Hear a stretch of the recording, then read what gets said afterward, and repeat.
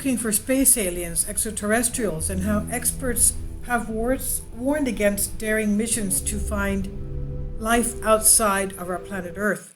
The hunt to find alien life embarked on its most daring mission about 50 years ago, but experts issued a stern warning against trying to find such life outside of our planet. We even sent the Arecibo message and supposedly got something back a couple of years later. On November 16, 1974, a team of daring explorers sent a coded message into the atmosphere in the hope of connecting with aliens across the galaxy, and using the advanced Arecibo radio telescope, a team from Puerto Rico sent a signal known as the Arecibo message, and it contained vital information about human life into space. The broadcast was depicted into a graphic and sent information about the solar system, human DNA, and an outline of a human, the population on Earth, and essential biochemical elements crucial to life. The carefully crafted transmission consisted of 1,659 bits, which were arranged into 73 lines or 23 characters, and they were written in binary code. A series of ones and zeros were transmitted by frequency shifting at the rate of 10 bits per second. The broadcast sent to communicate with life outside Earth was less than 3 minutes long. It was aimed at the globular star cluster M13, which is located about 25,000 light years from our Earth, and the cluster situated near the edge of the Milky Way galaxy, containing about 300,000 stars there. But it was never expected to reach its destination, as the stars will have moved by the time the message reaches them.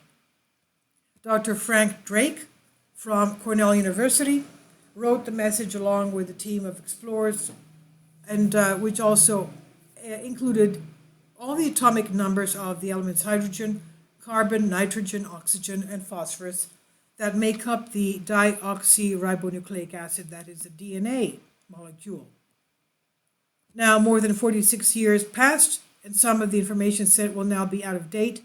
In 1974, the transmission said the size of the human population was 4.3 billion, and this is now almost doubled to 7.7 billion.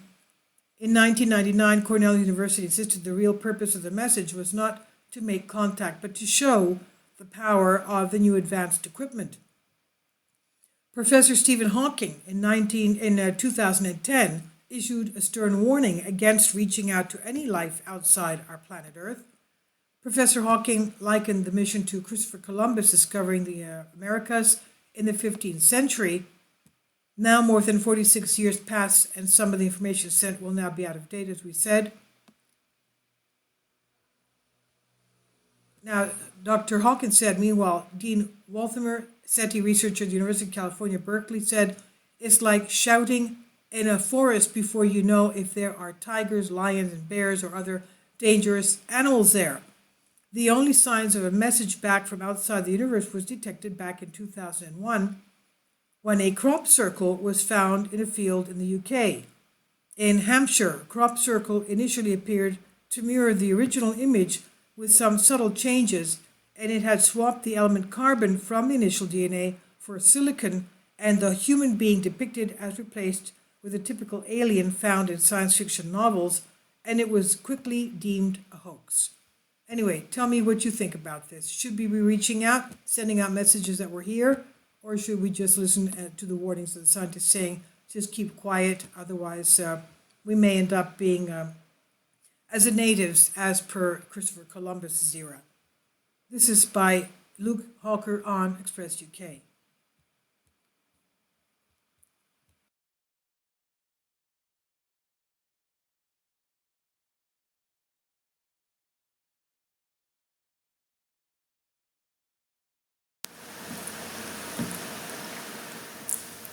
If you'd like to join me on my Patreon account, you will hear content not covered by mainstream media.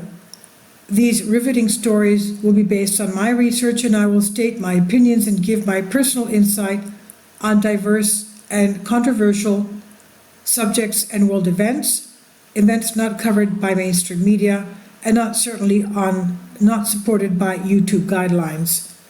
So whatever I have on my Patreon, most of those will not be on my YouTube channel.